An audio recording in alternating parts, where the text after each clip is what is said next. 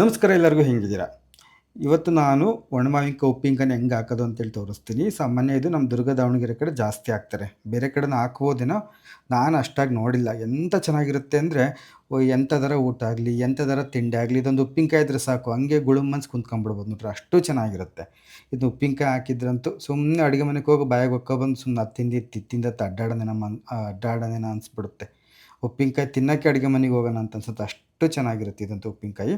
ಇದು ಮಾಡೋದು ಭಾಳ ಸುಲಭ. ಬರೀ ಇದನ್ನ ಹೇಗೆ ಮಾಡೋದು ಅಂತೇಳಿ ತೋರಿಸ್ಕೊಡ್ತೀನಂತೆ. ನಾನಿಲ್ಲಿ 2 ತೋತಾಪುರಿ ಮಾವಿನಕಾಯಿ ತಗೊಂಡಿದ್ದೀನಿ. ಈ ಒಂದು ಉಪ್ಪಿನಕಾಯಿಗೆ ತೋತಾಪುರಿ ಮಾವಿನಕಾಯಿಗಿಂತ ಕಸಿ ಮಾವಿನಕಾಯಿ ಅಂತ ಬರುತ್ತಲ್ಲ, ಅವು ಭಾಳ ಚೆಂದ. ಆದರೆ ನನಗೆ ಅವು ಸಿಕ್ಕಿಲ್ಲ, ಹಂಗಾಗಿ ತೋತಾಪುರಿ ಮಾವಿನಕಾಯಿನೇ ತಗೊಂಡಿದ್ದೀನಿ. ಏನೂ ತೊಂದರೆ ಇಲ್ಲ. ಈಗ ತೋತಾಪುರಿ ಮಾವಿನಕಾಯಿನಲ್ಲೂ ಕೂಡ ಹಾಕಬಹುದು. ಆದರೆ ತೀರಾ ಹಣ್ಣಾಗಿರೋಂಥ ತಗೊಳಕ್ಕೆ ಹೋಗ್ಬೇಡ್ರಿ, ದ್ವಾರಗಾಯಿ ಅಂತ ತಗೊಳ್ಳೋಕೆ ಬಿಡ್ರಿ. ಕಾಯಿ ಇರ್ತದೆ ನೋಡಿರಿ, ಕಾಯೇ ಆಗಬೇಕು, ಮಾವಿನಕಾಯಿ ಆಗಬೇಕು, ಆವಾಗ ಚೆನ್ನಾಗಿ ಬರುತ್ತೆ ಉಪ್ಪಿನಕಾಯಿ. ಹೀಗೆ ಆ ವಾಟೆ ಎಲ್ಲ ತೆಗೆದ್ಬಿಟ್ಟು ಹಂಗೆ ಲಂಡ ಬಂಡ ಹೆಚ್ಕೊಳ್ರಿ. ತೀರಾ ಸಣ್ಣಕ್ಕೆ ಹೆಚ್ಚಬೇಕು ಅಂತೇನಿಲ್ಲ, ಅವು ಬಿಸಿಲಿಗೆ ಒಣ ಹಾಕಿದ್ಮೇಲೆ ಹೆಂಗೂ ಬಾಡ್ತವೆ, ಹಂಗಾಗಿ ಒಂಚೂರು ದೊಡ್ಡ ದೊಡ್ಡಕ್ಕೆ ಹೆಚ್ಚಿರಿ. ಇದನ್ನು ನಾನು ಏನು ಮಾಡ್ತೀನಪ್ಪ ಅಂತಂದರೆ, ನೀರಲ್ಲಿ ನೆನೆ ಹಾಕ್ತೀನಿ. ಉಪ್ಪಾಕಿ ದಪ್ಪನಾಗ ಒಂಚೂರು ಉಪ್ಪು ಹಾಕಿ ನೀರಲ್ಲಿ 3ರಿಂದ 4 ದಿನ ನೆನೆ ಹಾಕ್ಬೇಕು. ದಿನ ಒಂದು ಸತಿ ಎದ್ದು ಒಂಚೂರು ಗೂರಾಡ್ತಿರ್ಬೇಕು, ಗೂರಾಡ್ಕೊಂಡಿರ್ಬೇಕು. ನೀರೇನು ಬದಲಿಸೋದೇನು ಬೇಡ, ಅದೇ ನೀರಲ್ಲೇ 3ರಿಂದ 4 ದಿನ ನೆನೆ ಹಾಕ್ಬೇಕು.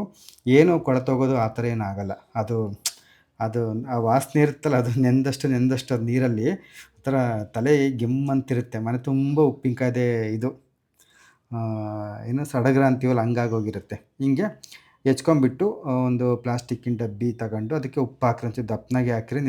ನೆನೆಸ್ತೀವಲ್ಲ ಇದು ನೀರಲ್ಲಿ, ಹಂಗೆ ಹಸಿ ಇದು, ನೀರೇನು ಬಿಸಿ ಗಿಸಿ ಹಾಕಬೇಕು ಅಂತೇನಿಲ್ಲ. ಹಂಗೆ ತಣ್ಣೀರಾಗೇ ಉಪ್ಪು ಹಾಕ್ಬಿಟ್ಟು ಈ ಮಾವಿನಕಾಯಿ ಹೆಚ್ಚಿರೋದಲ್ಲ ಅದಕ್ಕೆ ಹಾಕಿ 3 ದಿನ ಆದಮೇಲೆ ನಾನು ಹಿಂಗೆ ಒಂದು ಜಾಡ್ರ್ ತಗೊಂಡು ಆ ನೀರಲ್ಲಿ ಇಳ್ಕೊಳಂಗೆ ಮಾಡಿಬಿಟ್ಟು ಒಂದು ತಟ್ಟೆಗೆ ತಕ್ಕೊಂಡು ಆಮೇಲೆ ಒಂದು ಚಿಬ್ಳಿ ಮೇಲೆ ಒಣ ಹಾಕಿ ಒಣಗಿಸ್ತೀನಿ. ನಾನು ಈ ಉಪ್ಪಿನಕಾಯಿನ ಇವತ್ತೇ ಹಾಕ್ತಿರೋದ್ರಿಂದ 100ಕ್ಕೆ 100ರಷ್ಟು ಒಣಗಿಸಲ್ಲ. ಒಂದು 50ರಿಂದ 60 ಭಾಗ ಒಣಗೋಷ್ಟು ಒಣಗಿಸ್ತೀನಿ ಅಷ್ಟೇ. ನೀವೇನಾದರೂ ಅದು ನನಗೆ ವರ್ಷಾನುಗಟ್ಟಲೆ ಇಟ್ಕೊತೀರಾ ಅಂತಂದರೆ ಇದನ್ನು ನೀವು ಒಣಗಿಸಿ ಪೂರ್ತಿ ಒಣಗಿಸಿ ಹಂಗೆ ಕಟ್ಟಿಟ್ಕೋಬೋದು. ಬರೀ ಇದನ್ನು ನೆಕ್ಸ್ಟ್ ಏನು ಮಾಡೋದು ತೋರಿಸ್ತೀನಿ. ನೋಡಿರಿ, ಉಪ್ಪಿನಕಾಯಿ ಹಾಕೋದಕ್ಕೆ ಮುಂಚೆ ಒಂದು ಇಷ್ಟಾದರೂ ನೀರಿನಂಶ ಇರಬೇಕು ಇದರೊಳಗಡೆ. ಪೂರ್ತಿ ಒಣಗಿಸಿದ್ವಿ ಅಂತಂದರೆ ಮತ್ತೆ ನೀವು ಅದನ್ನ ಬಿಸಿನೀರು ಕಾಸಿ ನೀರು ಮಳಿಸಿ ಅದರಲ್ಲಿ ಮತ್ತೊಂದು ನಿಮಿಷ 2 ನಿಮಿಷ ನೆನೆ ಹಾಕಿ ಮತ್ತೆ ಹಿಂಗೆ ಮಾಡ್ಕೋಬೇಕಾಗತ್ತೆ. ಹಾಗಾಗಿ ನೀವು ಅವಾಗೆ ಮಾಡ್ಕೊತಿರೋದ್ರಿಂದ ಒಂದಿಷ್ಟು ನೀರಿನಂಶ ಇರಬೇಕು ಅದರೊಳಗಡೆ.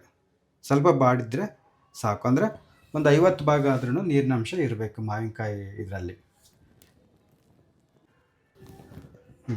ಈಗ ಉಪ್ಪಿನಕಾಯಿಗೆ ಮಸಾಲೆ ಹುರ್ಕೋಬೇಕು. ಅದಕ್ಕೆ ನಾನು ಇಂಥ ಚಮಚದಲ್ಲಿ 1 ಚಮಚ ಮೆಂತ್ಯಕಾಳು ತಗೊಂಡಿದ್ದೀನಿ.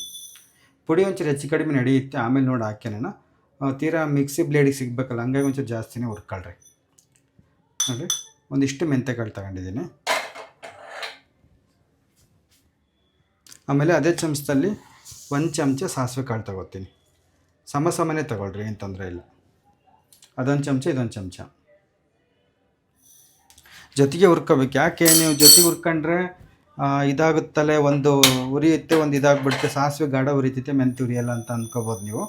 ಇದಕ್ಕೇನು ಭಾಳ ಉರಿಯೋದೇನು ಬೇಡ ಯಾಕಂತಂದರೆ ಈ ಮಸಾಲೆ ಪದಾರ್ಥಗಳು ಜಾಸ್ತಿ ಹುರಿದ್ವಿ ಅಂತಂದರೆ ವಿಷಕರಿ ಇತ್ತಂದ್ರೆ ಕಹಿ ಬಂದುಬಿಡುತ್ತೆ ಉಪ್ಪಿನಕಾಯಿ. ಹಂಗಾಗಿ ಸಾಸಿವೆ ಗಾಢ ಉರಿಯುತ್ತಲ್ಲ, ಸಾಸಿವೆ ಒಂಚೂರು ಹಿಂಗೆ ಚಿಟಪಟ ಅನ್ನೋರ್ಗೂ ಹುರಿದ್ರೆ ಸಾಕು, ಇಲ್ಲ ಅದಕ್ಕಿಂತ ಒಂಚೂರು ಕಡಿಮೆ ಹುರಿದ್ರೂ ನಡೆಯುತ್ತೆ. ಸಾಸಿವೆ ಒಂಚೂರು ಬೆಳ್ಳಗಾಗ್ತವೆ, ಅಲ್ಲಿವರೆಗೂ ಹುರ್ಕೋಬೇಕು, ಜಾಸ್ತಿ ಉರಿಬಾರ್ದು.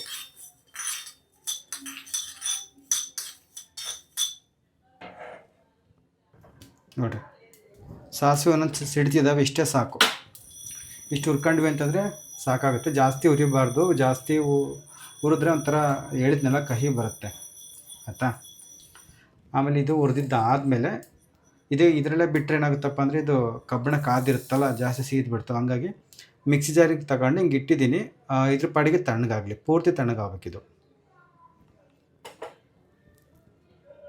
ಇವಾಗ ಇದೇ ಮಿಕ್ಸಿ ಜಾರಿಗೆ ಒಂದು ಅರ್ಧ ಚಮಚದಷ್ಟು, ಅದೇ ಚಮಚದಲ್ಲಿ ಅರ್ಧ ಚಮಚದಷ್ಟು ಜೀರಿಗೆ ತಗೊಂಡಿದ್ದೀನಿ. 3 ಸಾಸಿವೆ ಕಾಳು, ಮೆಂತ್ಯಕಾಳು ಉರಿಬೇಕು, ಜೀರಿಗೆನ ಉರಿಯೋದು ಬೇಡ. ಇದೇ ಬಿಸಿ ಇರುತ್ತಲ್ಲ, ಬಿಸಿಗೇನೆ ಸಾಕಾಗುತ್ತೆ. ಇಲ್ಲ ಹಸಿ ಜೀರಿಗೆ ಹಾಕಿದ್ರೆ ನಡೆಯುತ್ತೆ. ಇದು ಪೂರ್ತಿ ತಣ್ಣಗಾದ್ಮೇಲೆ ನುಣ್ಣಗೆ ಪುಡಿ ಮಾಡಬೇಕು. ಅದು ತಣ್ಣಗಾಗಲಿ, ನಿಮಗೆ ತೋರಿಸ್ತೀನಿ ನೋಡಿರಿ. ಈ ಉಪ್ಪಿನಕಾಯಿ 3 ದಿನ ನೀರಲ್ಲಿ ನೆನೆ ಹಾಕಿ ಬಿಸಿಲಿಗೆ ಒಣಗಿಸಿ ಒಂದು 60 ಭಾಗ ಒಣಗಂಗೆ ಹಾಕಿರೋ ಉಪ್ಪಿನಕಾಯಿ. ಇದು ಅಸಲಿ ರುಚಿ ಅಂತಂದರೆ ಇದೇನೆ, 3 ದಿನ ನೀರಲ್ಲಿ ನೆನೆಹಾಕಿ ಮಾಡೋದು. ಆಯಿತಾ, ನೋಡಿರಿ ಎಂಥ ಚೆನ್ನಾಗಿರುತ್ತೆ. ನಾನು ಆದಷ್ಟು ಕಡಿಮೆ ಮಸಾಲೆ ಹಾಕಿದ್ದೀನಿ, ಜಾಸ್ತಿ ಹಾಕಿಲ್ಲ. ಇಷ್ಟು ಸಾಕಾಯ್ತು. ಖಾರನೂ ಜಾಸ್ತಿ ಬೇಡ ಅಂತ, ಹೆಂಗೂ ಬೇಸಿಗೆ ಅಲ್ಲ, ಹಂಗಾಗಿ ಈ ಥರ ಇದೆ ಇದು. ಹಾಗೆ ಇದು ವಾಸನೆ ಕುಡಿದ್ರೇನೆ ಸಾಕು ಗಿಮ್ ಅನ್ನತ್ತಂಗೆ ತಲೆ. ಇನ್ನೂ ಒಂದು 2 ದಿನ ಕಳಿಬೇಕಿದು, ಅವಾಗ ಚೆನ್ನಾಗಾಗುತ್ತೆ ನೋಡಿರಿ. ಇದು ನಮ್ಮ ಕಡೆ ಇತ್ತು ಅಂತಂದರೆ ಎಂಥ ಊಟನಾಗಲಿ ಎಂಥ ತಿಂಡಿನಾಗಲಿ ಸಲೀಸಾಗಿ ಇತ್ತು ಗಂಟ್ಲಕ್ಕೆ. ಇವಾಗ ಇದು ಪೂರ್ತಿ ತಣ್ಣಗಾಗುತ್ತೆ. ಇದನ್ನು ಪುಡಿ ಮಾಡ್ಕೊಬರ್ತೀನಿ. ಈಗ ಹಿಂಗೆ ಪುಡಿ ಮಾಡ್ಕೊಳ್ರಿ. 100ಕ್ಕೆ 100 ಪುಡಿ ಮಾಡಿಲ್ಲ ಅಂದರೂ ಒಂದು 98 ಭಾಗ ಆದ್ರೂ ಪುಡಿ ಆಗಬೇಕಿದು. ಇವಾಗ ಒಲೆ ಮೇಲೆ ಒಂದು ಬಾಣಲಿ ಇಟ್ಟು ಸ್ಟವ್ ಹಚ್ಚಿರಿ. ಇಲ್ಲಿ ಒಟ್ಟು 2 ತೋತಾಪುರಿ ಮಾವಿನಕಾಯಿನಲ್ಲಿ ಒಂದು ಇಷ್ಟ ಆಗಿದೆ ನೋಡಿರಿ, ಒಂದು ಸರಿಯಷ್ಟು ಆಗಿದ್ದಾವೆ ಅಷ್ಟೇ. ಇನ್ನು ಪೂರ್ತಿ ಒಣಗಿದ್ರಂತೂ ಒಂದು ಇಷ್ಟು ಹಾಕವೆ ಇಷ್ಟು. ಹೆಂಗೋ ನಾನು ಉಪ್ಪಿನಕಾಯಿ ಇವತ್ತೇ ಆಗ್ತಿರೋದ್ರಿಂದ ಪೂರ್ತಿ ಒಣಗಿಸಿಲ್ಲ. ನೀವು ಪೂರ್ತಿ ಒಣಗಿಸಿದ್ರೆ ಏನಪ್ಪ ಅಂತಂದರೆ ಒಂದು ವರ್ಷಾನುಗಟ್ಟಲೆ ಹಂಗೆ ಅದನ್ನೊಂದು ಕವರ್ ಚೀಲ ಕಟ್ಟಿಟ್ಟು ನಿಮಗೆ ಬೇಕಾದಾಗ ಒಂದು ಬಾಕ್ಸ್ ಇಷ್ಟು ತೊಗೊಂಡ್ಬಿಟ್ಟು ಕುದಿಯೋ ನೀರಲ್ಲಿ ಹಾಕಿ ಒಂದು 2-3 ನಿಮಿಷ ಬಿಟ್ಟು ಒಂಚೂರು ಹಿಂಗೆ ಕಂಡ ಬಿಟ್ಕೊಂಡ್ಮೇಲೆ ಮತ್ತೀಗೇನು ಯಥಾಸ್ಥಿ ಏನು ತೋರಿಸ್ತೀನಿ ಇದೇ ರೀತಿ ಮಸಾಲೆ ಎಲ್ಲ ಹುರ್ಕೊಂಡು ಉಪ್ಪಿನಕಾಯಿ ಮಾಡ್ಕೊಳೋದು. ಇವಾಗೇ ಮಾಡ್ಕೊಳೋದಾದರೆ ಸಾಕು, ಇಷ್ಟೊಂದು ಒಣಗಿಸ್ಕೊಂಡ್ರೆ ಸಾಕು. ಇವಾಗ ಒಂದು ಬಾಣಲೆ ಇಟ್ಟು ಎಣ್ಣೆ ಬಿಸಿ ಆಗೋಕ್ಕೆ ಬಿಡ್ರಿ. ಇದಕ್ಕೆ ಸೂರ್ಯಕಾಂತಿ ಎಣ್ಣೆನೇ ಚೆಂದ. ಇನ್ನು ಕೆಲವರು ಸಾಸಿವೆ ಎಣ್ಣೆನೇ ಬಳಸ್ತಾರೆ. ನಮ್ಮ ಕಡೆ ಸಾಸಿವೆ ಎಣ್ಣೆ ಬಳಕೆ ಅಷ್ಟೊಂದು ಇಲ್ಲಲ್ಲ, ಸೂರ್ಯಕಾಂತಿ ಎಣ್ಣೆನೇ ಬಳಸ್ರಿ. ಇದು ಪಕೋಡ ಕರ್ದಿದ್ದು ಎಣ್ಣೆ ಹಾಕ್ಬೇಕು ಒಂಚೂರು ಜಾಸ್ತಿ. ಈಗ ಎಣ್ಣೆ ಬಿಸಿ ಆದಮೇಲೆ ಇದು ನೋಡಿರಿ, ಭಾಳ ಜನ ಭಾಳ ಥರ ಹಾಕ್ತಾರೆ. ನೀವು ಹೊಸಬ್ರಾಗಿರೋದ್ರಿಂದ ನಿಮಗೇನು ಹೆಚ್ಚು ಕಡಿಮೆ ಆಗಬಾರ್ದು ಅಂತೇಳಿ ನಾನು ಭಾಳ ಸುಲಭವಾದ ಇದರಲ್ಲಿ ತೋರಿಸ್ತೀನಂತೆ.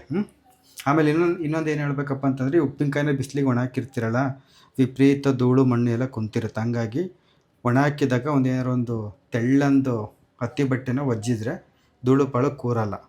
ಹಂಗೂ ಧೂಳು ಏನಾರು ಭಾಳ ಕುಂತೈತಿ ಅನ್ನೋದಾದರೆ ಚೆನ್ನಾಗಿ ಮಳ್ಳ ನೀರಲ್ಲಿ ಇದನ್ನು ಹಾಕ್ಬಿಟ್ಟು ಒಂದು ಜಾಲರದಲ್ಲಿ ಹಿಂಗಂದು ತೆಗೀರಿ. ಆಯಿತಾ. ಈಗ ಎಣ್ಣೆ ಕಾದಿತೆ. ಎಣ್ಣೆ ಕಾದ್ಮೇಲೆ ಏನು ಮಾಡ್ತೀನಿ ನಾನು, ಸ್ಟವ್ ಆಫ್ ಮಾಡ್ತೀನಿ ಎಣ್ಣೆ ಕಾಯಿಸ್ಬಿಟ್ಟು. ಇವಾಗ ನೋಡಿರಿ, ಈ ಮಾವಿನಕಾಯಿ ಇದೆಯಲ್ಲ, ಈ ಮಾವಿನಕಾಯಿನ ಇದಕ್ಕೆ ಹಾಕ್ತೀನಿ. ಎಣ್ಣೆ ಕಾದೈತಿ ಇವಾಗ ಇನ್ನು ಇದು. ಆಯಿತಾ, ಮಾವಿನಕಾಯಿ ಹಾಕ್ತಾಯಿದ್ದೀನಿ.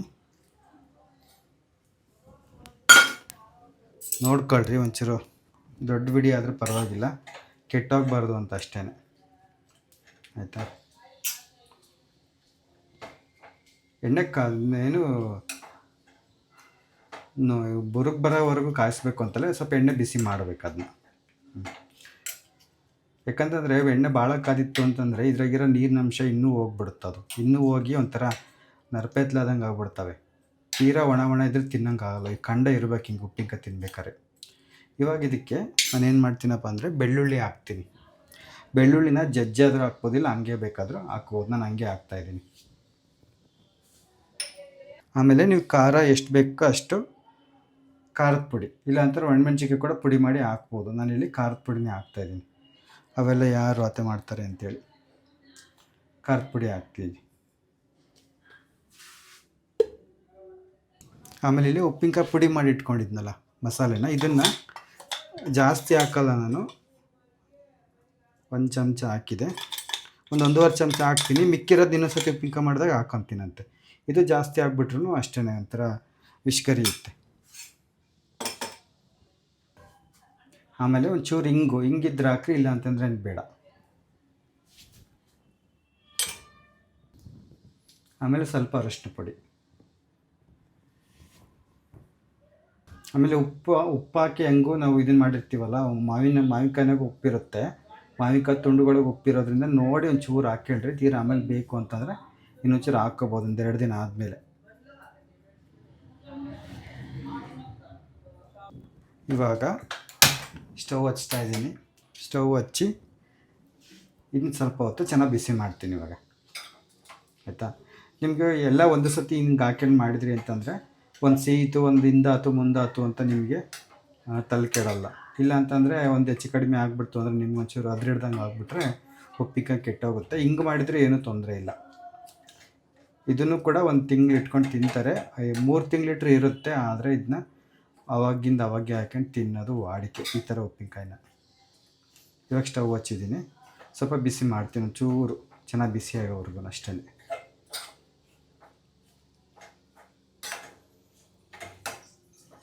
ಹಿಂಗೆ ಚೆನ್ನಾಗಿ ಎಲ್ಲ ಗೂರಾಡ್ರಿ.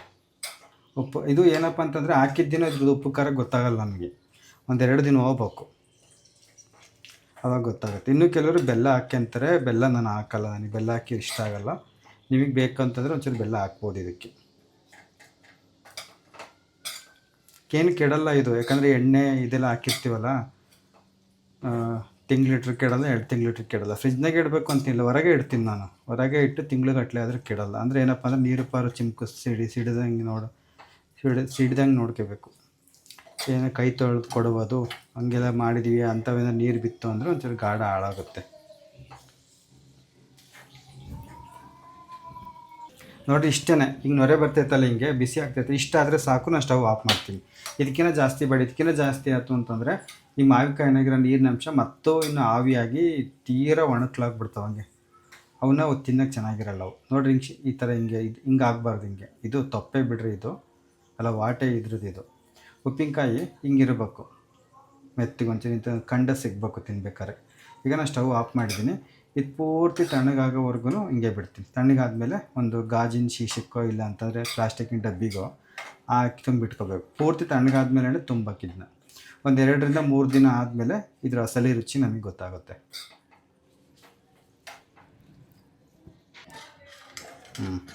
ಇಷ್ಟೇ ನೋಡ್ರಿ ಉಪ್ಪಿನಕಾಯಿ ಹಾಕೋದು ಅಂತಂದರೆ. ಇದು ನಮ್ಮ ಕಡೆ ಭಾಳ ಅಂತಂದರೆ ಭಾಳ ಹೆಸರುವಾಸಿ ಇದು ಒಣಮಾವಿನಕಾಯಿ ಉಪ್ಪಿನಕಾಯಿ ಅಂತೇಳಿ. ಎಲ್ಲ ಕಡೆನೂ ಹಾಕ್ಬೋದೇನೋ, ಆದರೆ ನಾನೆಲ್ಲಿ ಬೇರೆ ಕಡೆ ಹಾಕಿರೋದು ನೋಡಿಲ್ಲ.